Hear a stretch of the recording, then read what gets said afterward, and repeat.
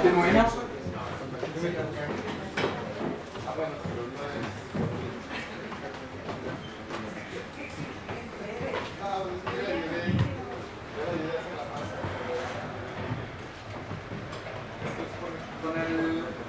Con el bloque de digamos, temas y un tema principal, por supuesto, tanto en la geografía económica como en la geografía en general, es el tema de las ciudades.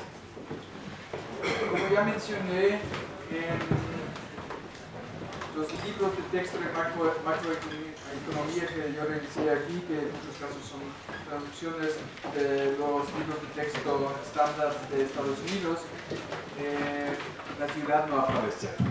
O sea, sí aparecen algunas ciudades como Nueva York o Londres, pero el concepto de ciudad está totalmente ausente, o sea, no hay una vinculación entre los procesos económicos y la urbanización.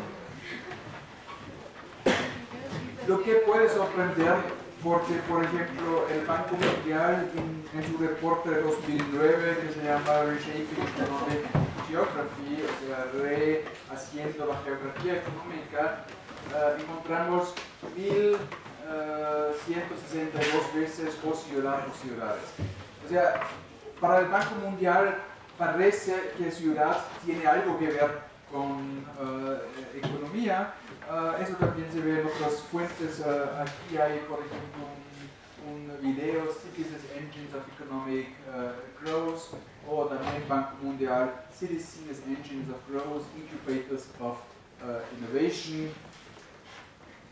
Para London School of Economics, una de las universidades más reconocidas en el mundo, también parece que la ciudad tiene algo que ver con la economía. Aquí tienen un programa, Cities are key to driving economic growth and fighting climate change. O sea, combinan no solamente el crecimiento económico, sino también cómo mitigar el cambio climático, o Engines of National and Global Growth. McKinsey es una de las empresas más importantes en el mundo, una consultoría a empresas, Urban Growth, Mapping the Economic Power of Cities. Planificación urbana, Metro Florida, ya mencioné, Cities and the Creative Class, o sea, la creatividad surge de las ciudades. Y por fin también tenemos la economía, Edward Glaeser, The Triumph of the City. Pero en total, el tema de la ciudad, el tema de lo urbano en la economía, no se trata en las ciencias económicas. Y otra vez, eso es sorprendente porque tenemos abundancia de información que apunta hacia el papel clave de la ciudad, pero la ciudad en sus propiedades, sus características urbanas para el crecimiento económico, para la innovación. O sea, para empezar, ¿sí? Yo creo que con respecto a mencionar las ciudades y relacionarlas con la economía, creo que los economistas obviamos un poco eso, ¿no? O al menos alguna perspectiva se menciona que las ciudades es donde más acceso a servicios públicos se da, más trabajo, más demanda de mano de obra. Entonces, creo que obviamos el concepto de ciudad o la importancia de las ciudades en la economía porque es donde más se da el crecimiento económico, donde mayor se genera crecimiento económico. Entonces, creo que es va más por ahí, ¿no? Yo creo que por eso sí, se obvia un poco. Claro que implícitamente está ahí, porque todo el debate sobre economías de aglomeración, por ejemplo, o sea, esas son ciudades. Pero lo interesante es que en los libros de textos no aparece como un tema, y eso significa que a ningún de estos autores de los libros de texto ha parecido suficiente importante contribuir un capítulo o un subcapítulo al tema de la ciudad. Y eso no entiendo. O sea, ni aglomeración aparece en el índice. O sea, claro, toda la economía moderna es alrededor de efectos de aglomeración, pero no se conceptualiza, no se toma lo suficiente serio para decir, pues aquí es la ciudad, y qué hace la ciudad tan productiva, tan innovadora, ¿Por qué la ciudad es el motor económico en varios o en diferentes sistemas políticos y económicos? O sea, eso se puede observar en la China de hoy, se puede observar en el sistema más liberal que uno puede imaginar, se puede observar en la historia, etcétera, etcétera. Y eso, por mi lectura, merecería por lo menos un subcapítulo, ¿no? Pero eso no es.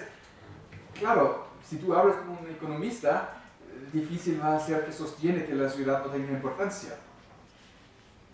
Pero el punto es que hay que dirigir la atención hacia la importancia de la ciudad. Y eso sí, en geografía económica, por ejemplo, se hace, mientras en economía, claro, no puedo leerme para un curso todo lo que se publica en economía, pero yo sí creo que los libros de texto son una buena fuente, porque esos se utilizan para la formación de la nueva generación de economistas. Y repito, el mismo Krugman, con su nueva geografía económica, tiene ciudad o ciudades en el índice. Y eso sí creo que es ahí sí está un problema. Porque si hablamos de la economía, para regresar a la presentación, hablamos de ciudades. Aquí un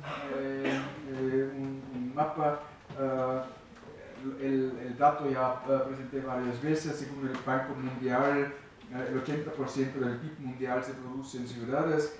Y según McKinsey, el 4% del PIB mundial se produce en solamente 600 ciudades, esto serían estas, y el 64% del crecimiento en las mismas 600 ciudades. O sea, hablamos de una concentración altísima, lo que sí se puede percibir si vemos este mapa. Más aún, si no hablamos de la producción económica en general, sino hablamos de actividades más centrales, o sea, las actividades que más impacto, que más importancia tienen.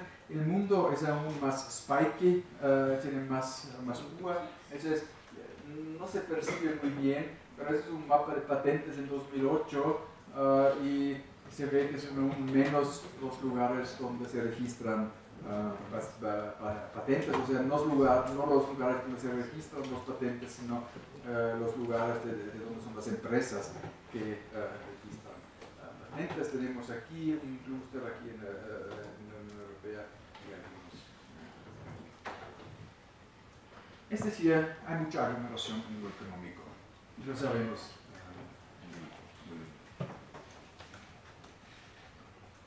También sabemos que la aglomeración conduce a más aglomeración. O sea, es un círculo virtuoso que el crecimiento, la infraestructura, la riqueza en un lugar tiende a reproducirse y por lo cual tiende a reproducir también la diferenciación socioespacial con las regiones que no son aglomeraciones.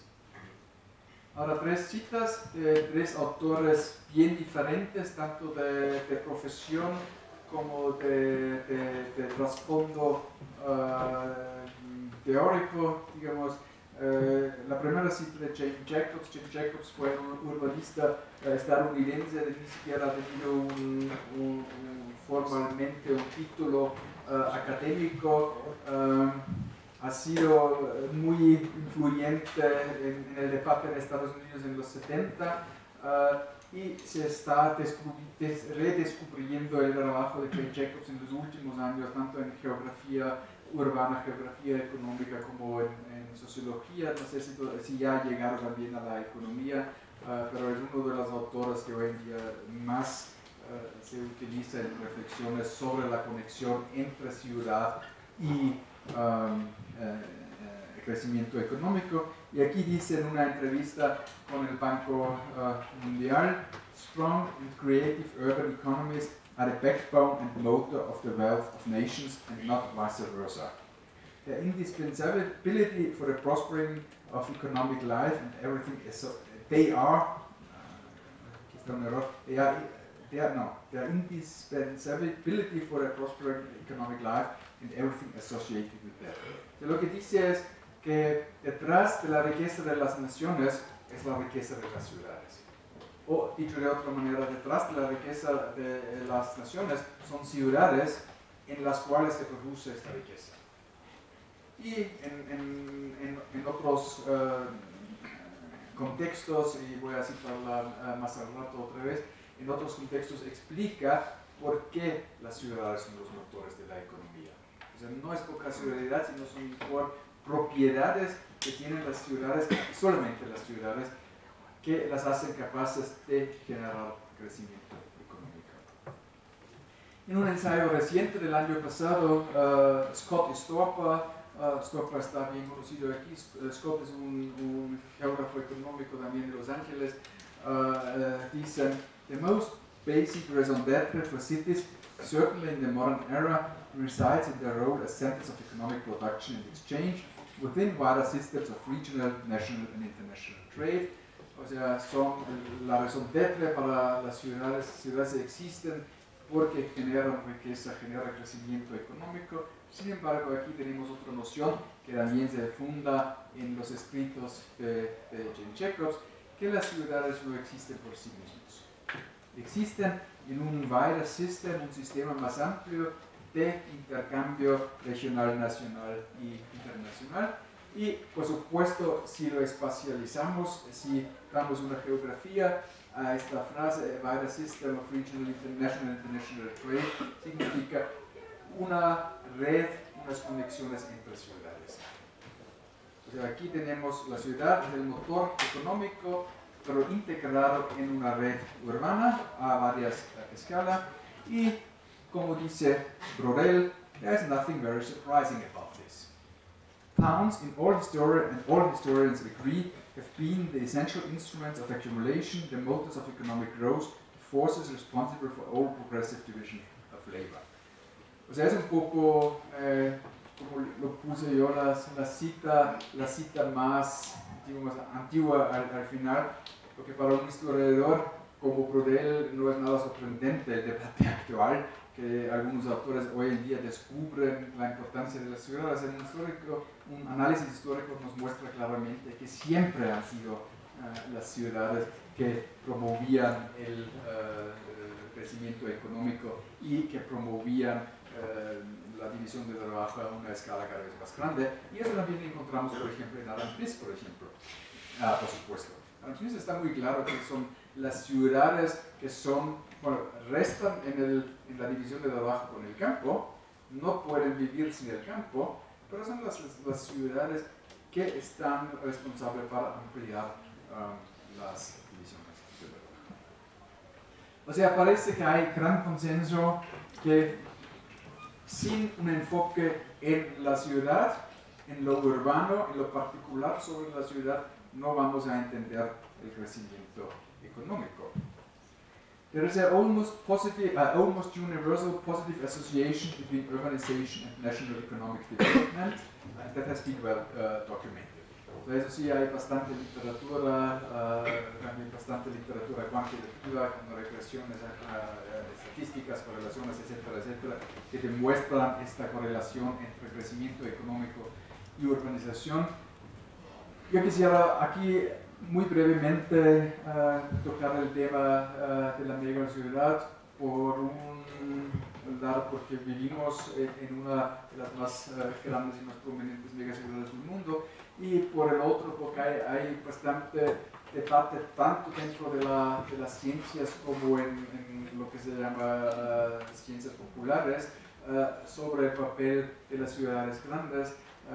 Y eso ha sido muy fomentado por este libro de Mike Davis, Planet of Slums, el planeta de los slums. Mike Davis, si está conocido aquí, si lo ubican, es un historiador periodista, o sea, está vacilando entre las ciencias y el periodismo, que no me parece mal. Dicho sea de paso, que ha hecho algunos trabajos muy importantes sobre Los Ángeles, quizás su libro más importante, City of Clouds, donde es uno de los primeros que realmente toma el tema de condominios cerrados y este tema. En este libro, Planet of Slums, está pintando un mundo que cada vez más slum es, y realmente para lo sorprendente y por mi lectura lo malo de este libro es que alguien que tiene un trasfondo de izquierda y está o sea, tiene herramientas en su mano para un análisis más profundo. En este libro es como las ciudades fuesen animales, es un biologismo enormemente fuerte, lo que es sorprendente para una persona de izquierda. O sea, en la derecha el biologismo está bastante presente. Y aquí apenas aparecen actores sociales, o sea, las ciudades, las mega ciudades son lo malo, hasta lo pinta como, pues no voy a decir la palabra, se está aclarando, pero o sea, es una percepción muy negativa, y este libro ha tenido un éxito enorme, ha sido muy popular, por ejemplo, en Hamburgo entre los estudiantes, porque aparentemente tiene un lenguaje, un idioma crítico, pero en el fondo no es, porque no, sí está echando mucha culpa al Banco Mundial, el Fondo Monetario Internacional, etcétera, etcétera. Pero sin embargo, la ciudad grande es un monstruo para él. Y yo dudo mucho esta noción, en parte porque yo vengo con una perspectiva de que el espacio está construido y no es un animal, o sea, no es biológicamente. Para la Ciudad de México, por ejemplo, hay una cita donde dice, se está comiendo hasta Toluca.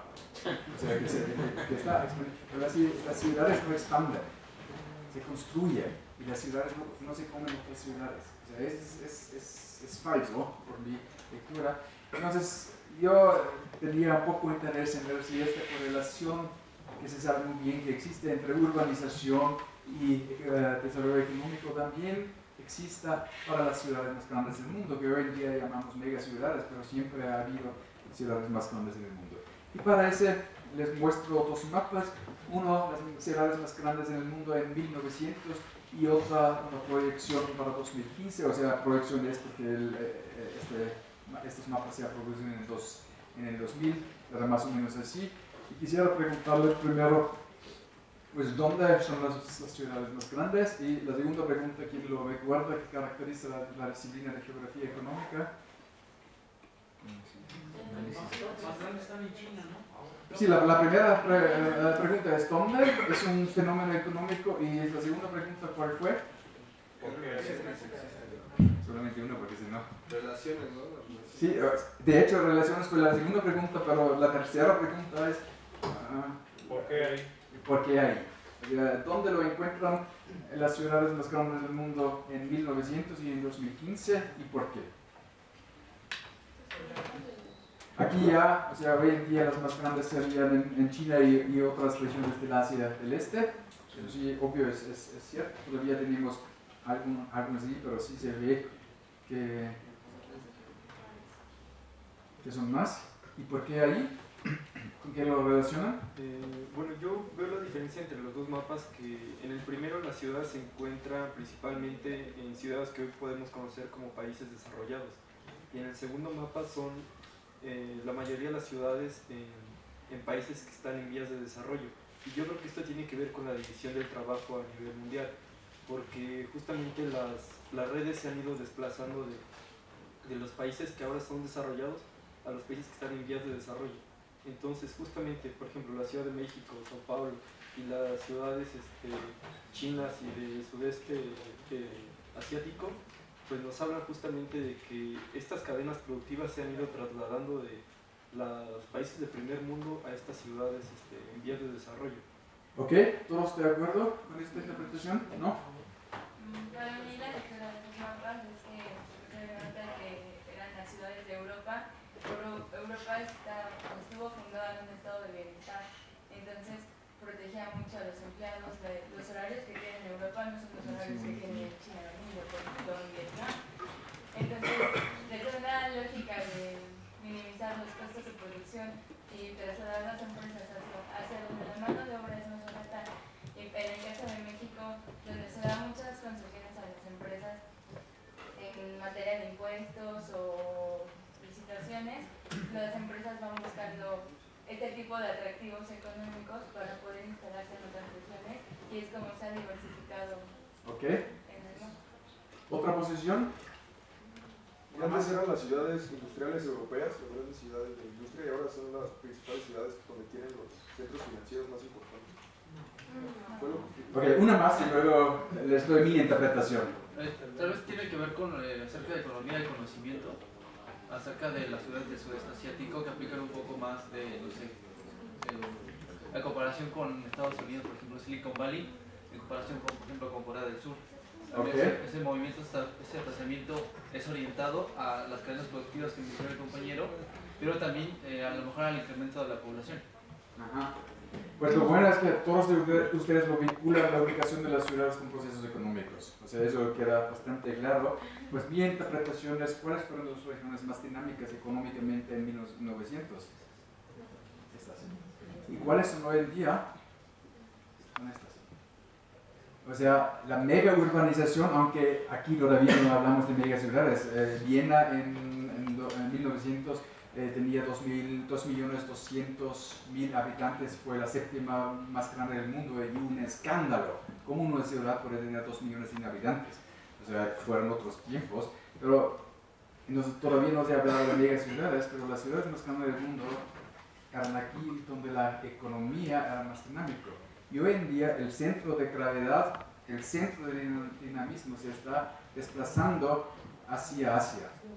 Y es precisamente a donde surgen las ciudades más grandes.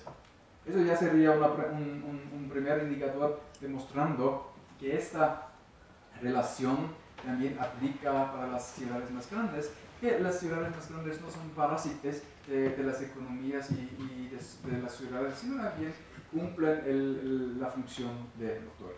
Para profundizar esto un poco,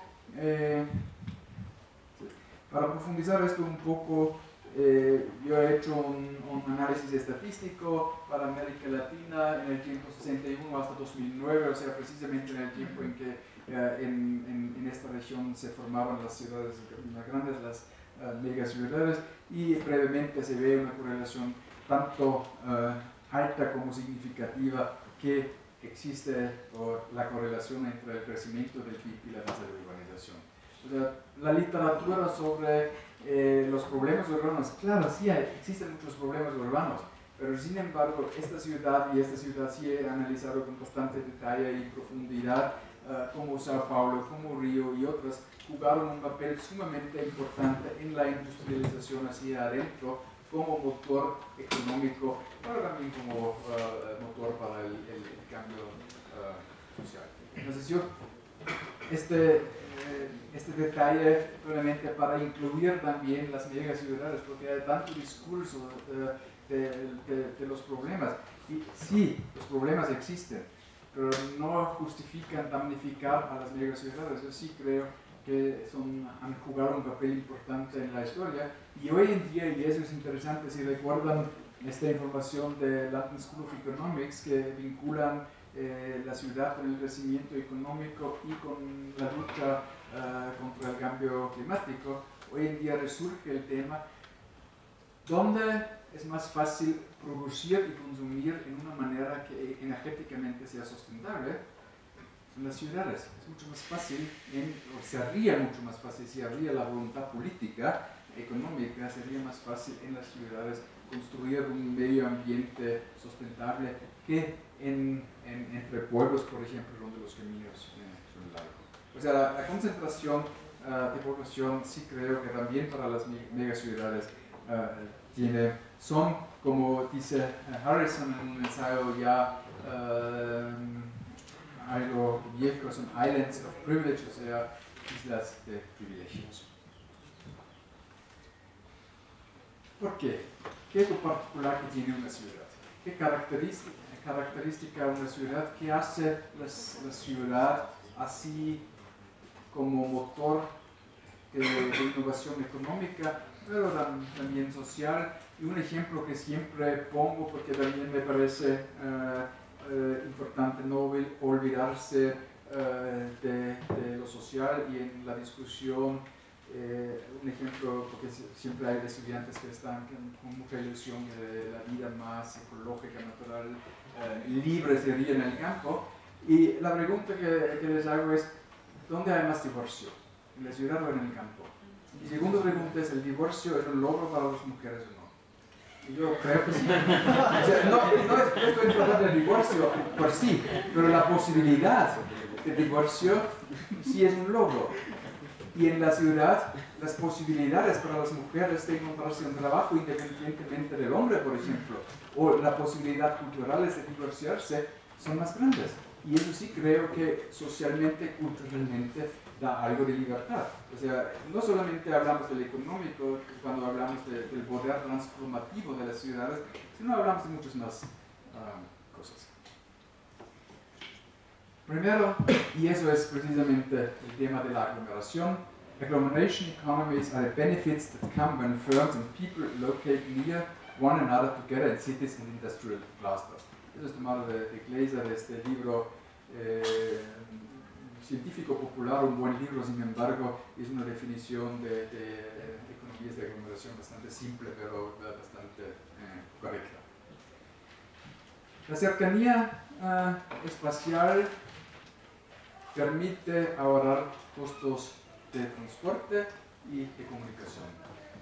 Eso ya vimos en el tema o en la presentación de los modelos de localización, que el costo de transporte es algo importante. Quizás hoy en día ya no es tan importante el costo de transportación como hemos visto en el caso de los buques, pero el costo de comunicación, y aquí no solamente es el costo como costo monetario, sino la fricción de distancia, la posibilidad de face-to-face, la comunicación face-to-face, se requiere para muchas actividades económicas, y eso no se puede hacer a través de Skype y todas estas tecnologías. Yo no sé si me adelanto, pero les voy a dar un detalle empírico en mis entrevistas con profesionistas, en este caso en Hamburgo, de los servicios altos. Yo siempre les pregunto, ¿y por qué están aquí en Hamburgo, en el centro de Hamburgo, tienen las mejores localidades para sus oficinas? Si en las afueras o en ciudades medias o pequeñas las oficinas serían mucho más baratas.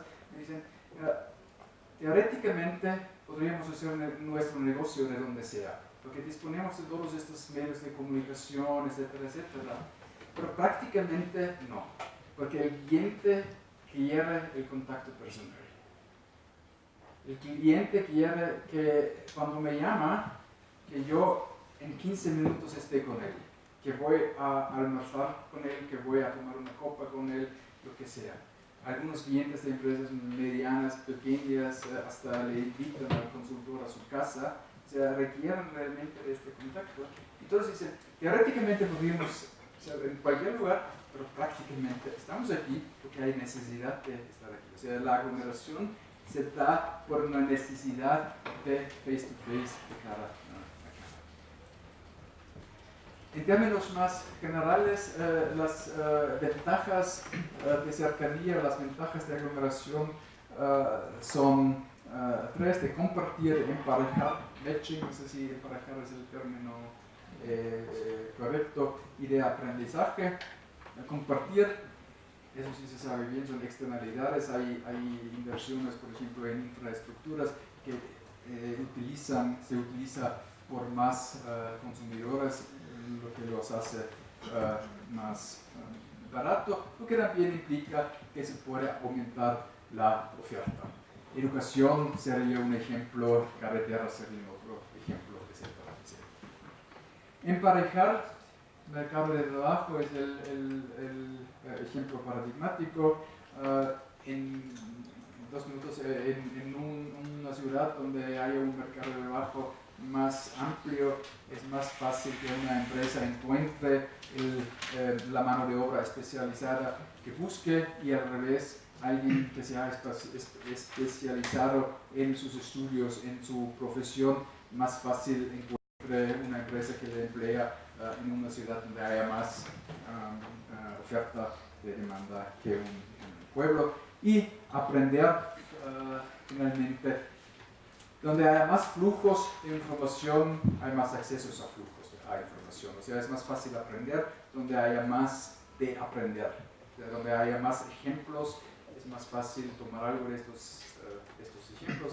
Eso también es una externalidad, como se dice, una ventaja de aglomeración en la ciudad. ¿Sí? Recordando la sesión de ayer, me surgió una duda con respecto a esto de los bienes públicos. Nos mencionaba ayer que se dio una nueva localización de las personas de los deciles más bajos, bueno, su ubicación, ¿no?, territorial, de la construcción de las localidades, de las calles y todo esto. Y ahí surgió la duda de quién generó una propuesta de transporte público. ¿Fue por presión de las personas de los deciles más bajos o fue porque el Estado era planificador? Porque ayer también nos mencionó un poco de un Estado planificador y de su importancia en el desarrollo urbano, ¿no? El desarrollo de inmuebles y todo esto.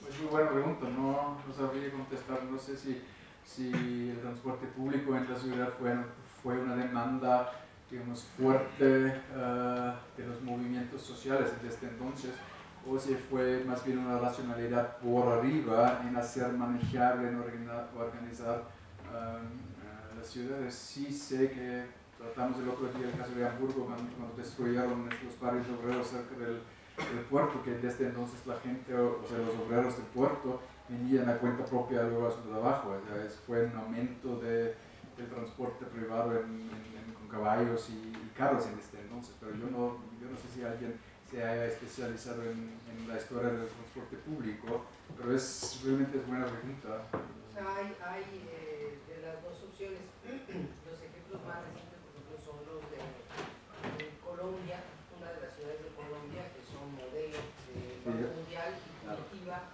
Brasil, en donde por problemas de mucha delincuencia, de drogadicción y todo esto, cuando hubo un cambio, o sea, se restringió, se limitó pues esta delincuencia, una forma, uno de los mecanismos de restringirla fue precisamente hacer conectar las ciudades, porque estaban como aisladas, por ejemplo, las favelas en Curitiba. Entonces generaron, especialmente en Colombia, en Medellín, los transportes estos, ¿cómo se llama? Los monorrieles y otras vías de transporte como autobuses, y entonces el panorama, bueno, no fue lo único, pero en términos de movilidad fue fundamental para abrir la ciudad, para que llevaran a la población todos los beneficios del resto de la ciudad. Entonces, sí. Esa es una planeación desde arriba. Sí, ese es ya lo que exportado, o sea, el Metrobús viene de estos modelos de Curitiba, pero la pregunta como la entendí fue más históricamente, o sea, como yo ni siquiera sé en Viena, porque Viena todavía tiene un sistema de tranvía bastante amplia, pero yo no sé si fue más iniciativa, bueno, claro, luego fue iniciativa del gobierno de la ciudad, pero yo no sé si fue un reclamo fuerte por movimientos populares, pero sería interesante de investigarlo. Un transporte eléctrico, ¿no? Generar redes eléctricas como lo haría. Eso hizo posible mejorar claro. la comunicación. Sí, la disponibilidad de la energía eléctrica hizo posible, por ejemplo, las tranvías, pero eso tampoco contesta la pregunta de quién fue la iniciativa, pero lo tenemos que dejar porque no, por el momento no sabemos. Como dice Scott Storpa, taking together these properties of agglomeration give rise to powerful and measurable economic synergies. O sea, la aglomeración, y creo que es un tema bastante familiar, la aglomeración produce sinergias, lo hace más eficaz, más productivo las economías urbanas comparadas con economías en otras localidades. De hecho, históricamente, y por eso quise probar que no es nada sorprendente, la ciudad surge como aglomeración de ciertas actividades. La administración, por ejemplo, siempre se ha centralizado en las ciudades.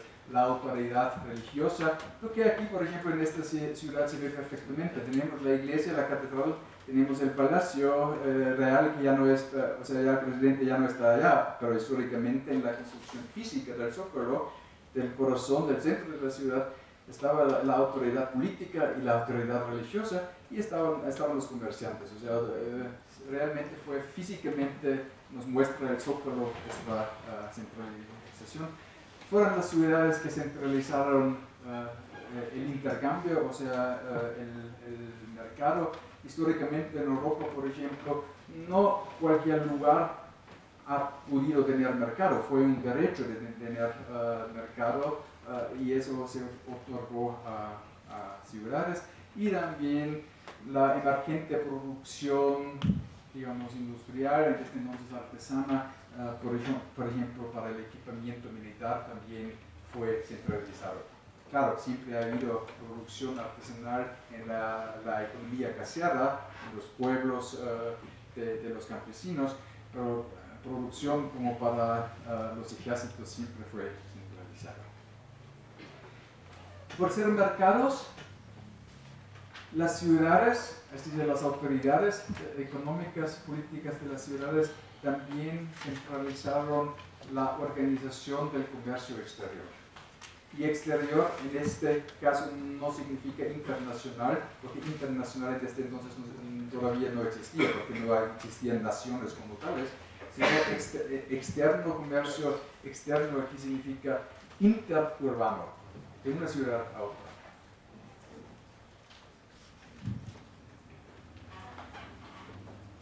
Ahora, eso hasta ahora fue más bien descriptivo. ¿Qué ventajas surgen de la aglomeración? Pero hay que preguntarse por qué. ¿Por qué se da la aglomeración o de dónde surgen las ventajas de aglomeración? Y la respuesta relativamente simple es que siempre han existido y existen labores, trabajos, actividades económicas que requieren la densidad y o de divisiones de trabajos que sean muy sensibles al costo de transacciones.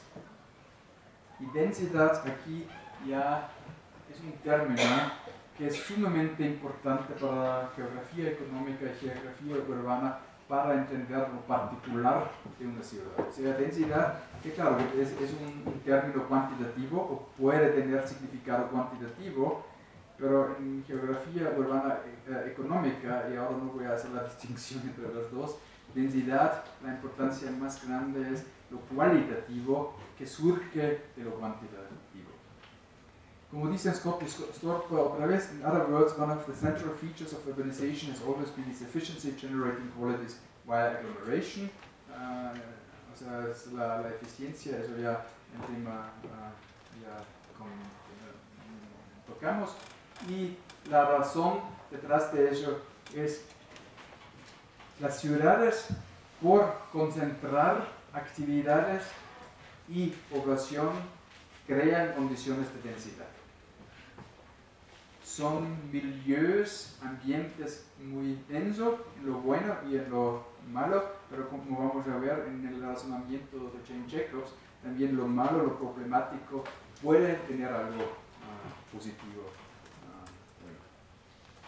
Doreen Massey, una geógrafa económica británica, también una de las figuras más conocidas y más reconocidas en la geografía, ha hecho con varios colegas un libro de texto que se llama City Worlds, un libro de texto de geografía urbana, por mi gusto el mejor libro de texto de geografía urbana que existe. Y ella dice, the crucial word for us, o sea, los autores de este libro de texto, the crucial word for us over and over again was intensity. That cities were actual intensities, spatial intensities of social relations. O sea, en síntesis, ciudades son intensas por la densidad de relaciones sociales. Y para ella es, o sea, ante el desafío de decir en una frase qué es la ciudad, o qué es lo más importante sobre la ciudad, o qué significa o qué caracteriza el urbano, dice eso. Que son intensidades espacialmente intenso por la densidad de relaciones sociales. Aquí otra cita del mismo libro de Pyle, otro autor en el libro. Instead, intensity is the result of what happens when large numbers of people are brought together in confined spaces. That is, it emerges out of the social interactions within the city.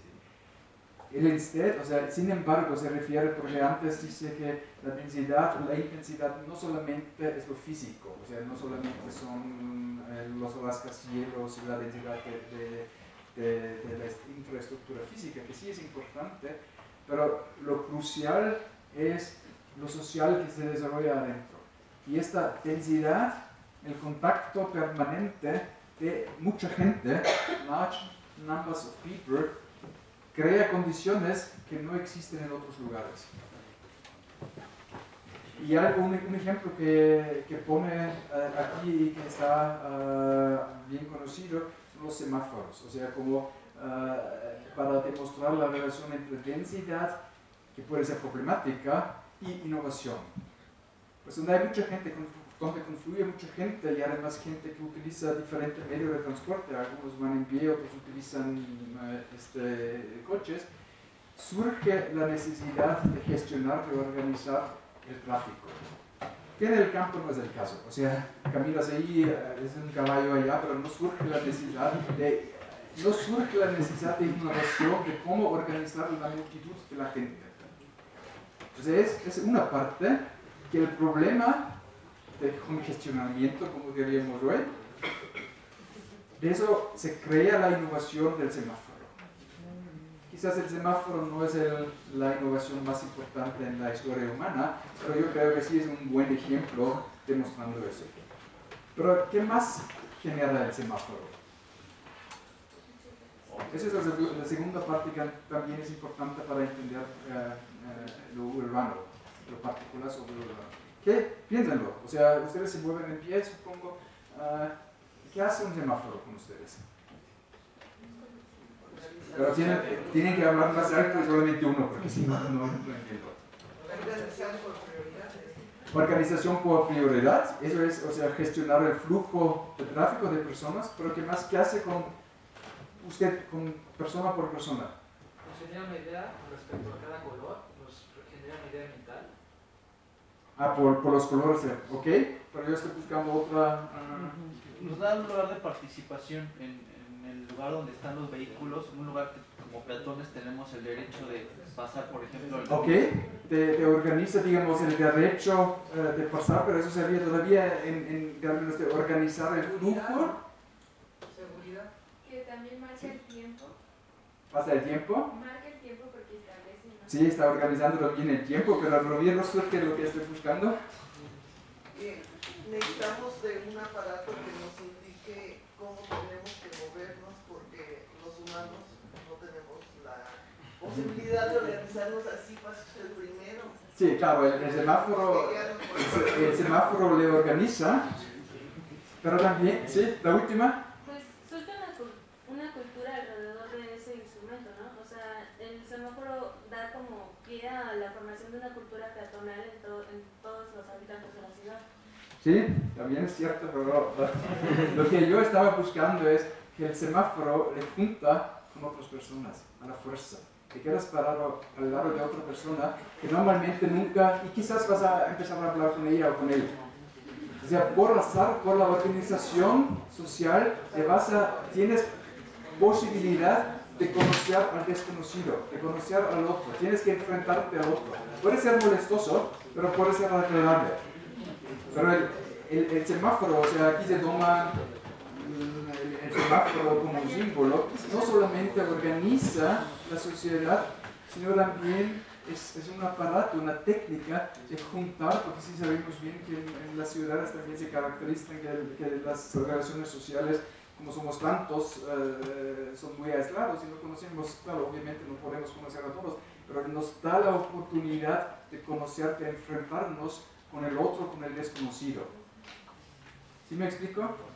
Pues en una versión un poco más popular, hace un mes estuvo Joaquín Sabina aquí en una canción muy antigua de él, el joven aprendiz de pintor se llama esta canción, habla cada vez que el azar o el ascensor me juntaba con la vecina.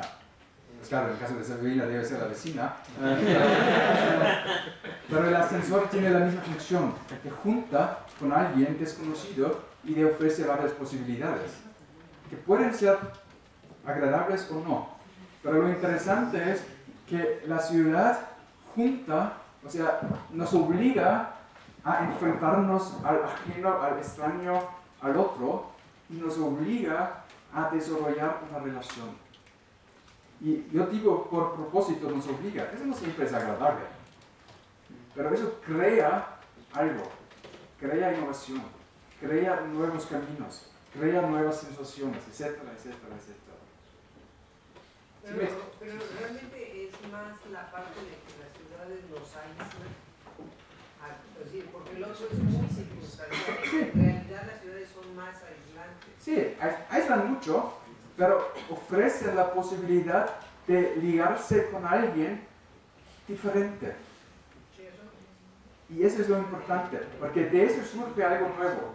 Y es una obligación. Yo no digo que siempre es agradable ni bueno, pero la necesidad, por ejemplo, las ciudades viven de los inmigrantes, siempre han vivido de eso, o sea, sin inmigrantes no hay ciudades, pero la necesidad de manejar esta situación de gente que viene del campo, que viene de otros países, que tienen otras actitudes, etcétera, etcétera, hace algo con la ciudad, hace algo con los ciudadanos y las ciudadanas. Y la tesis detrás de es que crea innovación social. No necesariamente tienen que compartir la idea, lo que me importa es que sí entiendan el razonamiento. O sea que la densidad, la multiplicidad en la ciudad nos obliga a abrirnos a aprender algo nuevo.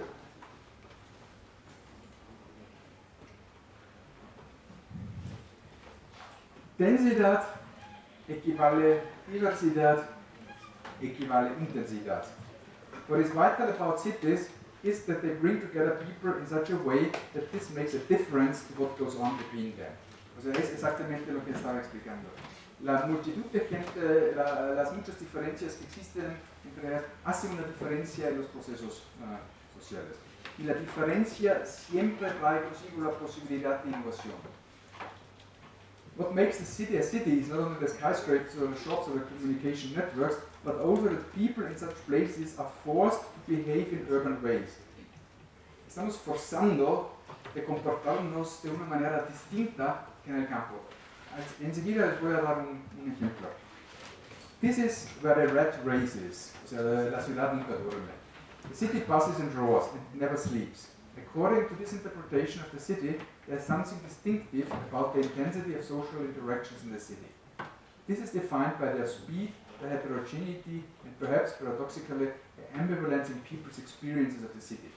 Otra vez, hay mucha ambivalencia en las experiencias urbanas. No todas son buenas, pero en síntesis lo que ellos argumentan es hasta las experiencias malas son importantes para la innovación. Y aquí estamos obviamente ahora en un tema mucho más, o sea, no dejamos la economía, pero abordamos mucho más lo social, cultural de la economía.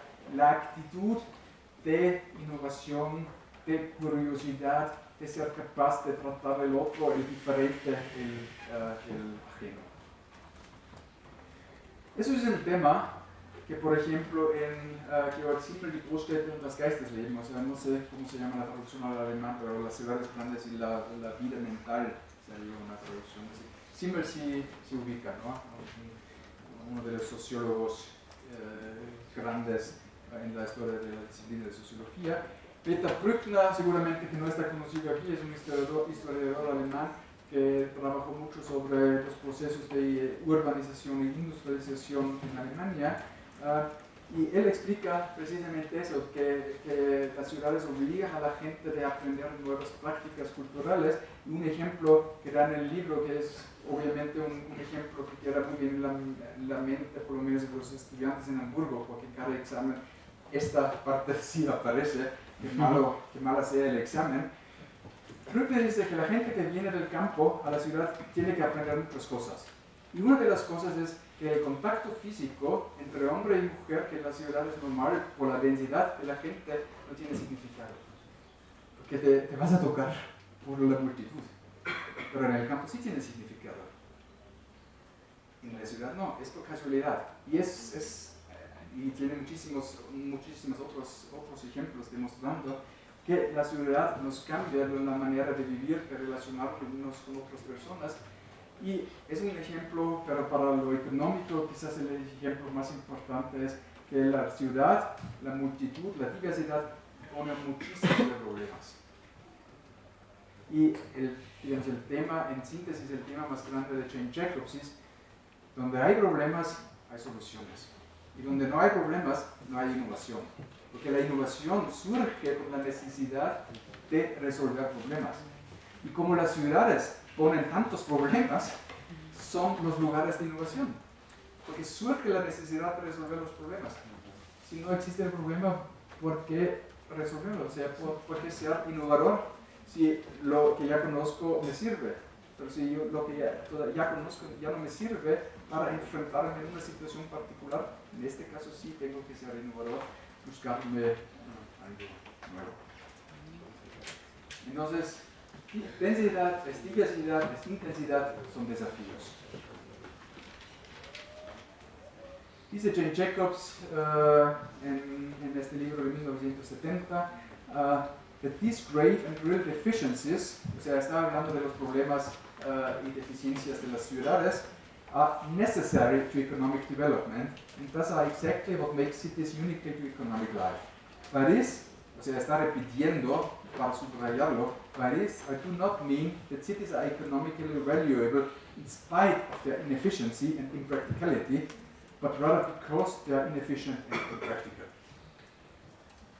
O sea, las ciudades son económicamente vibrantes no a pesar de los problemas y las ineficiencias y las impracticabilidades que tienen, sino precisamente por eso. Porque son tantos los problemas, son tantas las soluciones. Los problemas es fuerza a la gente a buscar soluciones. En una entrevista con un periódico, creo que fue Los Angeles Times, en 1997, dice Jane Jacobs, cities are matters of economic development, not because people are smarter in cities, not because of the conditions of density. There is a concentration of need in cities and a greater incentive to address problems in ways that haven't been addressed before. This is the essence of economic development. Y a mí me gusta muchísimo esta parte de la entrevista, porque por un lado no esencializa las ciudades. O sea, no, la gente, los ciudadanos no son más listos que en el campo, pero viven en condiciones físicas y sociales, densidad siempre es físico y social, que les urge hacer algo nuevo, encontrar nuevas soluciones. Y eso es, según ella, la esencia del desarrollo económico.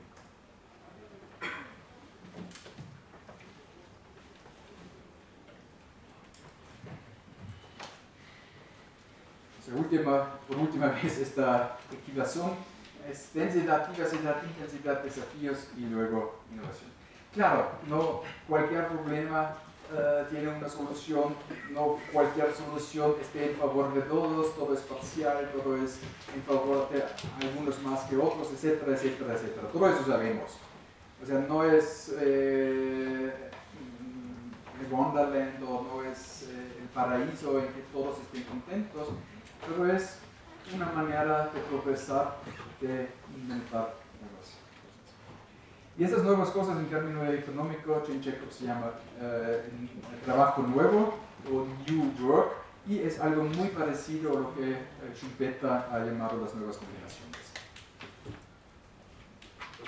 Muchos desafíos son un reto para la población rural, sobre todo cuando migra a las ciudades ya grandes y no es alfabetizada, ¿no? Por ejemplo, en el metro se encuentra uno todavía gente que se pierde adentro de las estaciones de cruce porque no sabe leer, no sabe seguir las flechas. Claro. Siempre está preguntando a todo el mundo y hay gente que mira si va por inglés o le se pregunta al policía porque no se imagina que no sabe leer. Sí. Y les provoca mucha tensión estar ahí subiendo escaleras físicas y mecánicas, siguiendo flechas. Sí. Sin embargo, créanme, yo voy a México desde hace 20 años y conozco bastante bien la ciudad y también conozco sus problemas, me muevo bastante en la ciudad, o sea, no solamente me muevo en Coyoacán y Polanco, sí conozco la ciudad, pero los hijos de esta gente saben leer. Y en el campo, ¿cuántas generaciones pasaron sin saber leer? Yo aquí tengo un estudiante y es pues ya entramos en algo bastante privado, pero me ha emocionado mucho, que me contaba que es de un pueblo de Guerrero y son 7 hijos y siempre el tema del papá fue, tú no tienes que aprender mucho, tú vas a trabajar la tierra y además tenemos familia en Estados Unidos que nos va a mandar algún dinero, tú estés contento de lo que tienes aquí.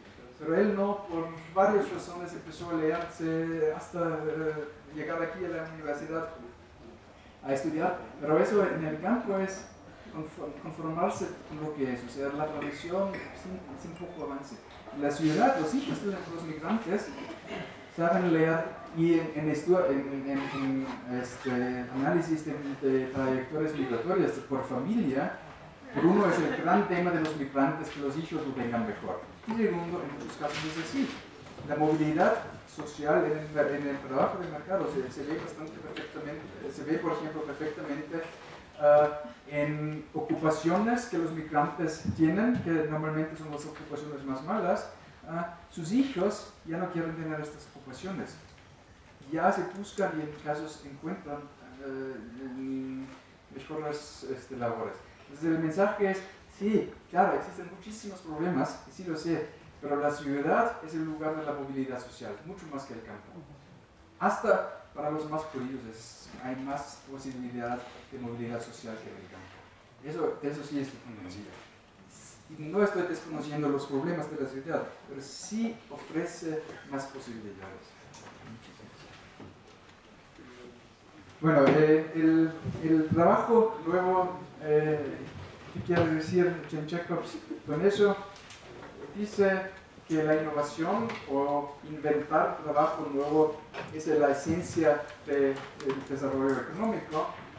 But at the core of all processes of city growth, y aquí con city growth, o sea, el crecimiento de la ciudad, ella implica crecimiento económico, is this root process of adding new kinds of work to other kinds of older work.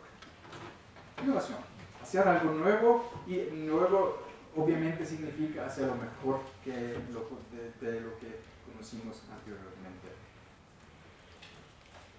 Este proceso lo voy a hacer un poco rápido por motivos del tiempo. Lo pueden releer luego con las diapositivas. El desarrollo urbano es desarrollo económico, o sea, para ella son dos caras de la misma moneda. Es un proceso gradual de diversificación económico, de donde surge la diversificación de inventar trabajo nuevo, o sea, se conoce algo, se añade un proceso nuevo, eso es diversificación. De la diversificación, o también lo llama extensiones, se puede exportar, porque la otra ciudad todavía no lo tiene.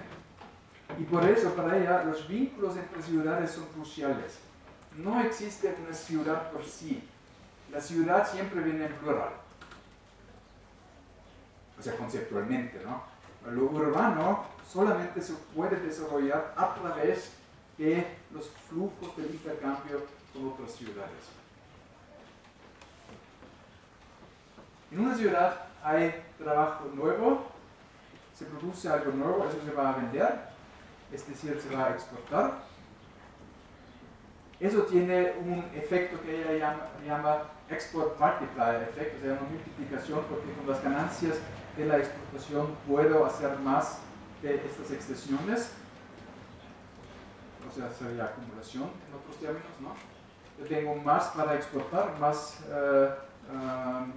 dinero, y eso me permite importar de otras ciudades, porque el mismo proceso de extensiones se da en otro lugar, quizás en otra cosa, y la exportación me permite los recursos para importar la innovación de otro lugar. Para no, si me siguen, y ya sé que ya son 2 horas y media, somos todos cansancios, pero si me siguen en eso, el segundo paso es, yo importo un producto de otra ciudad, ¿y qué hago con eso? Añado algo, otra vez nuevo trabajo, y otra vez lo voy a exportar, etcétera, etcétera, etcétera. O sea, es el pensamiento de Chen Jacobs, que a través de las conexiones de las redes urbanas viajan, para decirlo así, las innovaciones, pero viajan solamente para ser otra vez mejorados. ¿Sí? Pero voy a dejar, eso es lo que he dicho This process of replacing present imports and buying others instead is probably the chief means by which economic life expands. Porque lo que estoy importando en un día, en el día siguiente yo lo produzco, pero mejor. Y no me hace falta importarlo de nuevo. Pero con los recursos que obtengo de mis exportaciones, puedo importar otro producto. Y con eso igual, intento de hacerlo mejor, etcétera, etcétera, etcétera. Lo que en mi análisis es, aquí falta es que todo eso no tiene perdedores. O sea, no tiene, para Jane Jacobs no existen relaciones desiguales.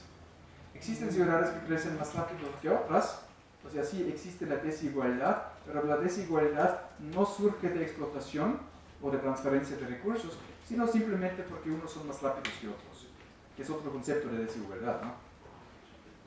O sea, eso es aquí algo que yo diría que falta, pero si lo dejamos un segundo aparte y vamos a retomar el tema de desigualdad un ratito, su concepto de crecimiento es la innovación que surge de problemas y que tiene como una fuente muy importante la conexión, el intercambio con otras ciudades.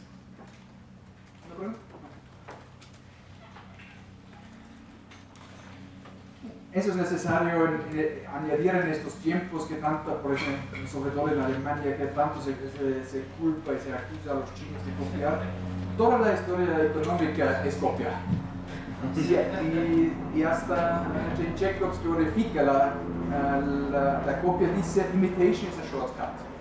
O sea, para hacerlo más rápido, la imitación es buena. Eso, por supuesto, no es una invitación al plagio en los trabajos estudiantiles, porque eso no sería un shortcut. Pero toda, o sea, yo como historiador en un tiempo me interesaba en el desarrollo de la industria en Europa, y si uno ve, por ejemplo, una empresa como Opel, o sea, es copiaron el trabajo de otros y lo hicieron mejor, porque solamente copiar no es suficiente. Pero tomar algo de otra gente y hacerlo mejor, eso es innovación. Y eso lo hacen los chinos. O sea, no solamente están copiando. Están importando de la Siemens un tren rápido y lo descomponen. Y 5 años después hacen un tren rápido igual.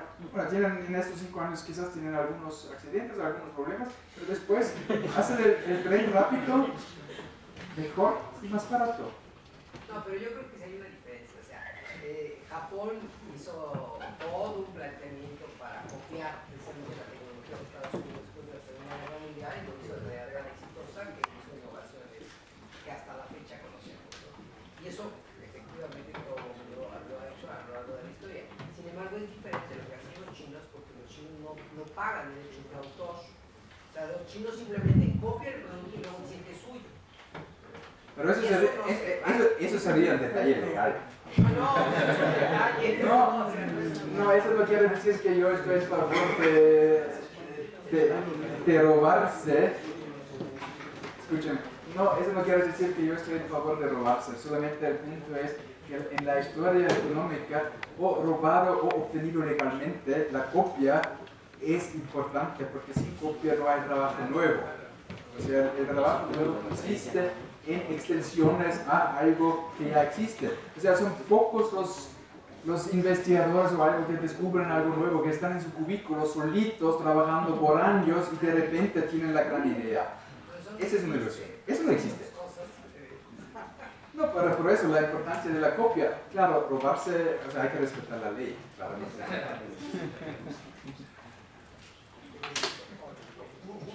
Sí. Uno se encuentra con nuevas formas de trabajo que sorprenden. Pasando, terminándose una avenida donde están ahí los piratas. Entonces le venden a uno cosas que no saben ni siquiera qué contienen. Por ejemplo, un disco compactado, en formato MP3, que se llama. Mire, señor, no sé qué señor cómo se llama, Chopin, o no sé cómo se llama, pero aquí están 7 discos del mundo. Se lo venden 10 pesos. Dígame cómo se pronuncia. Ah, sí, cómo no. Para que yo lo pueda vender mejor. Entonces quiere aprender, y no sabe ni siquiera qué vende. ¿Y este señor quién es? Ah, Wagner. ¿sí? Y ese, ¿por qué es importante? ¿Quieres saber, señor, para vender mejor? Y de veras, un disco compacto que tiene 7 discos compactados ahí por 10 pesos es una cosa. Sí, pero eso no sabía, aquí yo sabía, si es copias, sí es ilegal, pero aquí no veo la...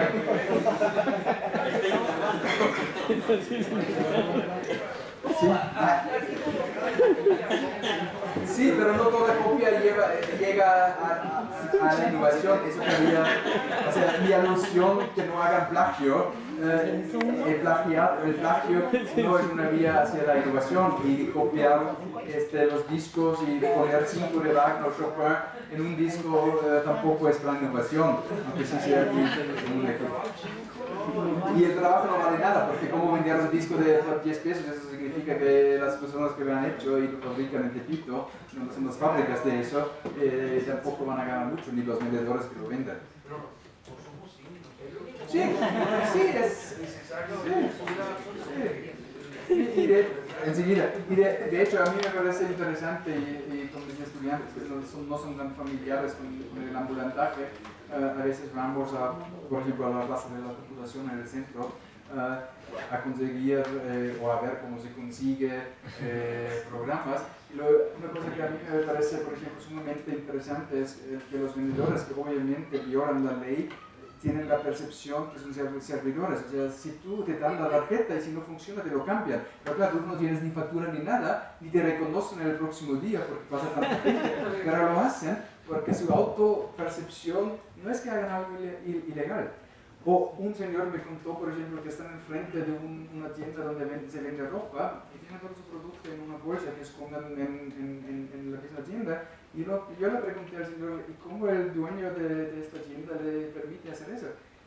Es que nosotros le cuidamos la fachada, porque ahí pasa gente que destruye la fachada. Y nosotros como ambulantes tenemos un ojo que no pase aquí. Y como contraparte, el dueño de la tienda nos permite dejar nuestras cosas adentro. O sea, sí, es toda una economía súper interesante, pero nos estamos alejando del tema. Lo que quería resaltar es que aquí se deja ver cómo la institución puede ser, lo que hablaba el día de ayer de las instituciones, puede acelerar el proceso de innovación, pero también lo puede retrasar con esas mentalidades cerradas, retrasan la innovación. Eso es lo que quería. No, eso es importante, que instituciones, por supuesto, son como, quizás este curso es un poco como un rompecabezas, les estoy ofreciendo piezas, y claro, el trabajo de componer piezas a veces ustedes mismos tienen que hacer, pero en este caso una pieza importante serían instituciones que hacen fácil vincular, por ejemplo, innovación teórica y aplicada, o que hace fácil copiar legalmente o miles otras cosas, o que le hace fácil a alguien que realmente está a punto de encontrar algo nuevo, pero requiere recursos para mercantilizarlo, etcétera, etcétera. O sea, las instituciones, claro, cada autor o cada tema que estoy presentando carece de algo y por eso hay que luego componerlo para utilizarlo, pero para eso también está el apartado del Dropbox lleno de literatura, porque ustedes luego pueden trabajar con el material en sus propias investigaciones. Bueno, ahora densidad 3, y ya regresamos al tema del desarrollo desigual que no está presente en los trabajos de Jane Jacobs. Con Harvey, sí, obviamente. Recuerden, para Harvey, para la geografía económica marxista, existe una relación estrecha entre los procesos de acumulación y la producción de espacios. Y quizás el caso paradigmático para esta relación es lo que Harvey llama la urbanización del capital. La ciudad es muchas cosas, pero también, y para Harvey eso es en el centro de su razonamiento, la ciudad es un base físico para la producción, la circulación y el consumo, o sea, para los circuitos del capital.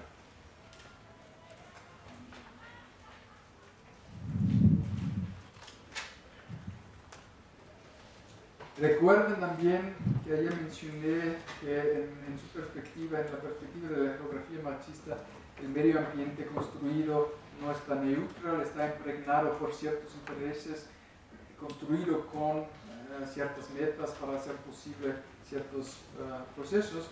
Y dice Harvey, para ilustrar esta idea, I am primarily concerned with how capitalism creates a physical landscape of roads, houses, factories, schools, shops, and so forth in its own image, and what the contradictions are that arise out of such a process of producing space. O sea, en cada fase de urbanización, la sociedad produce, según la etapa, entre comillas, del capitalismo en este tiempo, produce su ciudad, sirve para ciertos intereses, pero también conlleva contradicciones porque el capitalismo no se estanca, está desarrollándose el proceso histórico. Entonces el medio ambiente construido, recuerden el término spatial fix, a lo mejor se convierte en un obstáculo. En un día yo hice ya alusión al Vallejo, y eso para mí sería un caso sumamente importante e interesante, precisamente para un estudio de caso sobre este tema. O sea, si alguien está buscando un tema para su trabajo final, para su tesis, yo recomendaría, y con mucho gusto apoyo, por ejemplo, con la conceptualización de Harvey, que una ciudad se está construyendo sus espacios, pero estos espacios se vuelven a ser obstáculo para más acumulación. El debate en el Vallejo sobre el uso del suelo es un caso paradigmático para eso, o el cambio de uso del suelo que había ya en Nuevo Polanco, sería también. Porque la fundación de espacios industriales que en su tiempo fueron útiles y necesarias para la industrialización hacia adentro, hoy en día, como la fracción del capital más poderoso, más importante es el capital inmobiliario y financiero, se busca transformar físicamente la ciudad. Y para hacerlo posible, claramente hay que transformar también las leyes, o sea, el reglamento del suelo, del uso del suelo. Vamos a este tema de las contradicciones, regresar en la sesión 7 cuando hablaré de la crisis de la vivienda y financiera. Otra vez, solamente para recordarles que la movilidad del capital requiere infraestructuras fijas, que estas infraestructuras fijas son caras y por eso sensibles a economías de escala, y de eso resulta una concentración espacial. O sea, es un razonamiento bastante simple, algo que es caro, vale más la pena producirlo si tenemos economías de escala, y en términos geográficos eso conduce a una concentración espacial. El contraejemplo sería España, donde se ha construido en los últimos 20 años un aeropuerto en casi todos los pueblos. Es una exageración, pero sí, tenemos bastante aeropuertos fantasmas en España que nunca han visto un avión, o quizás han visto un avión o dos. Se ha construido aeropuertos que no están de uso, porque eso claramente fue especulación, pero construir un aeropuerto tiene sentido concentrarlos, y por eso no cada ciudad tiene su aeropuerto, porque es costoso, etc. Aquí también cada gobernador insistía que quería un aeropuerto, y se le tomó que decir el gobierno federal que no. Quería obviamente con financiamiento externo, para estas familiares, siempre se preguntó si funcionaría o no. Sí. Bueno, creo que queda claro para todos que existen infraestructuras que tienen más caso concentrarlos. La ciudad entonces es, otra vez, la ciudad es muchas cosas, pero una de estas es la concentración de capital fijado en infraestructuras.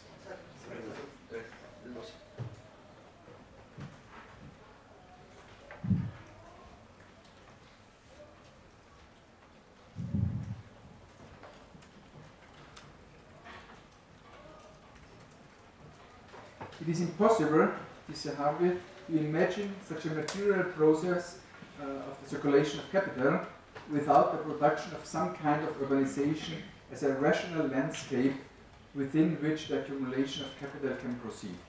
Capital accumulation and the production of urbanization go hand in hand. Pues la primera parte de este razonamiento es que la acumulación del capital requiere de infraestructura. Y la infraestructura hay que concentrarla, la inversión, por sensibilidad a economías de escala. ¿Sí? Pues la segunda parte es que esta centralización del capital, de recursos, de infraestructura, se convierte en una ventaja de ubicación para próxima acumulación.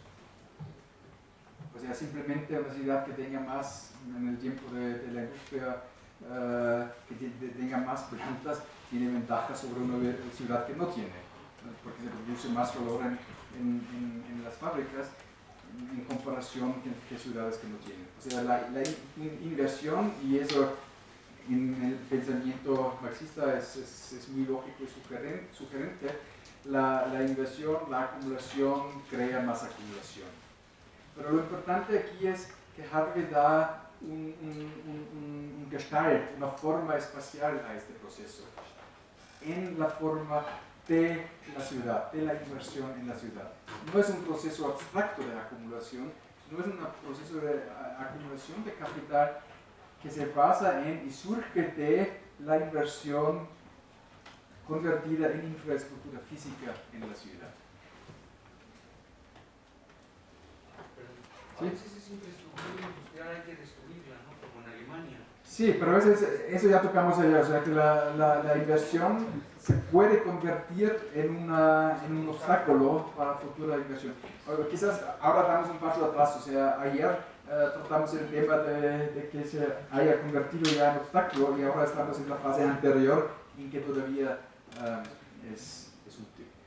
La ciudad como medio ambiente construido es de una manera un complejo de recursos localizados.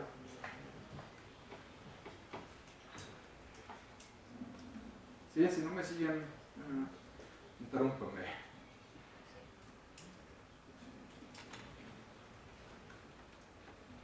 Harvey, otra vez, to support both production and consumption, the stock of fixed capital and consumption fund,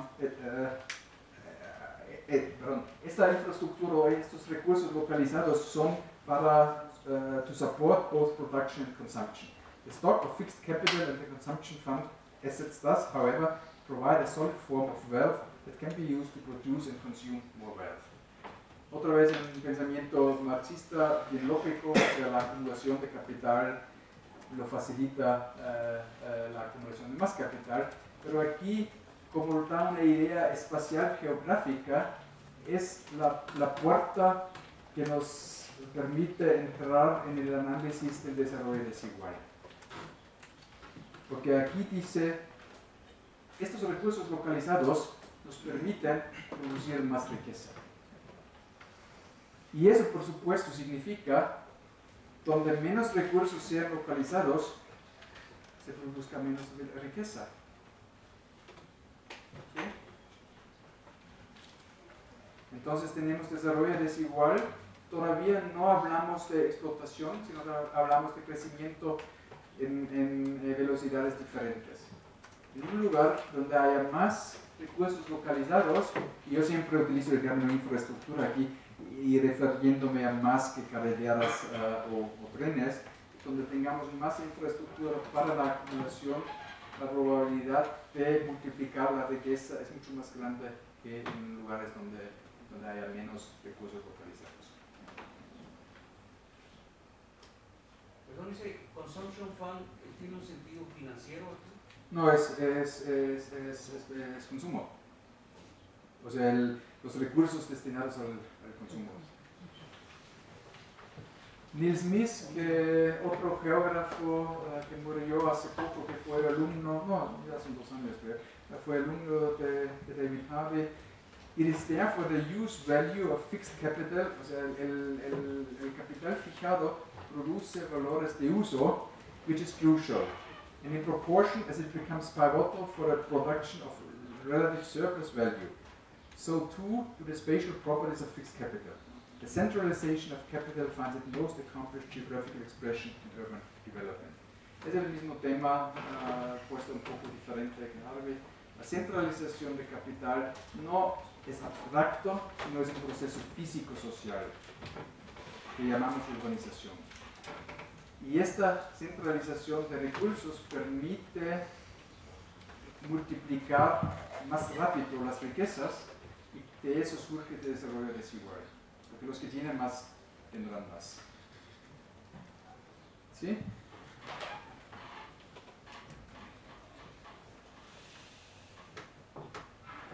La urbanización del capital es, por ende, la razón y el motor del desarrollo económico, pero también del desarrollo desigual.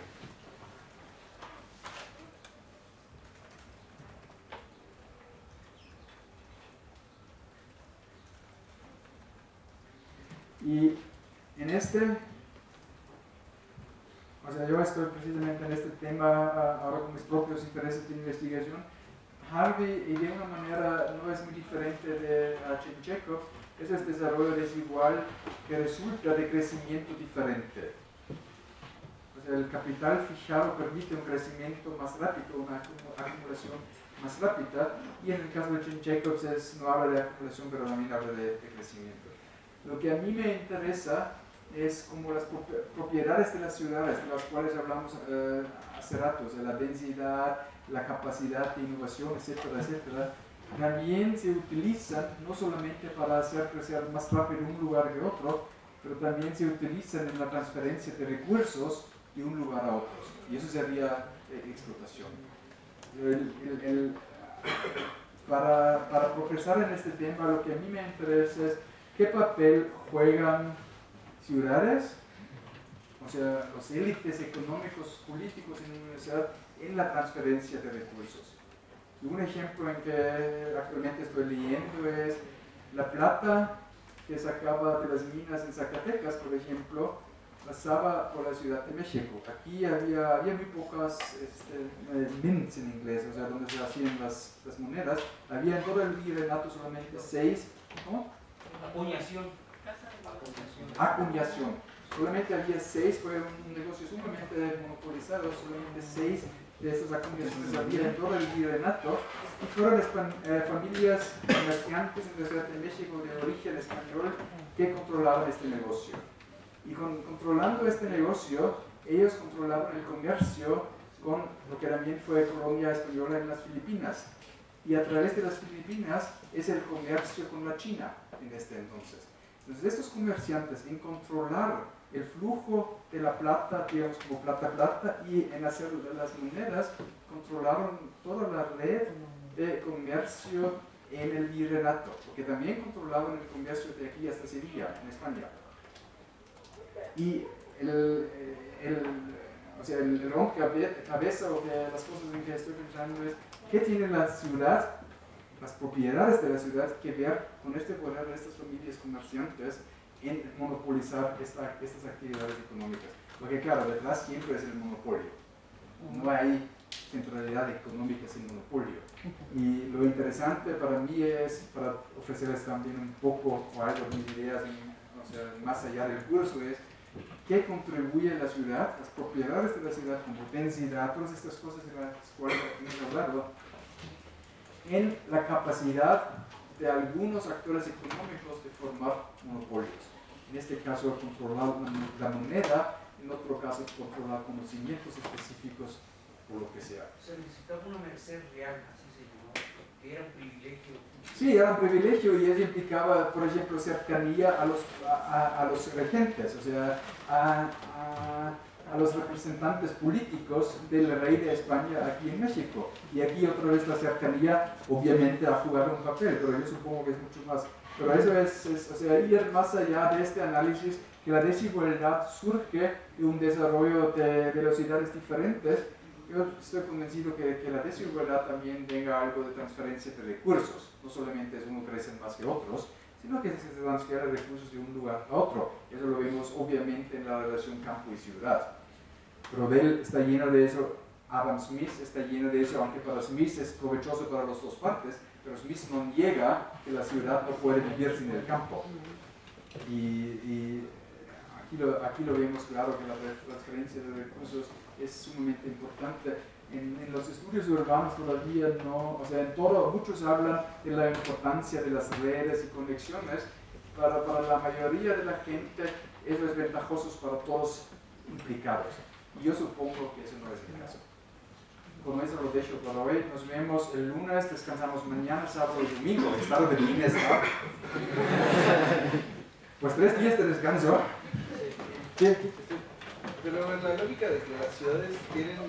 Permiten 3 minutos más para la pregunta. La lógica de las ciudades tienen como esa aglomeración de muchas características sociales y económicas. ¿Cuál sería la lógica de que en Estados Unidos las capitales y la propia capital del país están localizadas en ciudades que no son centros tan importantes de relaciones sociales? Creo que no entiendo. Las relaciones, ¿de qué no son tan importantes las relaciones sociales? ¿Cuál es la lógica de que en Estados Unidos los centros políticos en los estados y en todo el país estén localizados en ciudades que no son tan, que no hay relaciones tan intensas? O sea, que el centro político y el centro económico no coinciden. Pero más allá de eso, por ejemplo, Los Ángeles y Sacramento son ciudades de intensidad, digamos, diferente, ¿no? Washington y Nueva York, Salem y Portland, así, o sea, todas esas ciudades, ¿cuál es la lógica detrás de localizar el poder político en una ciudad que no tiene desarrollada esa tanta... No sé por qué en Estados Unidos eso sí es una pregunta que frecuentemente se hace, o sea, en Europa la capital política, en muchos casos, en Alemania quizás no, pero en otros países la capital política y la capital económica coincide. En Estados Unidos no. Para Nueva York yo creo que es bien fácil, o sea, es toda la historia y el comercio transatlántico con Londres que fue importante. Yo nunca he estudiado la historia política de Estados Unidos, por eso, por ejemplo, no sé por qué la capital política del país no esté en Nueva York. Supongo que había debate sobre eso, pero yo desconozco los detalles de la historia de Estados Unidos. Igual las capitales estatales, Sí, son ciudades administrativas, pero la pregunta es por qué no coinciden.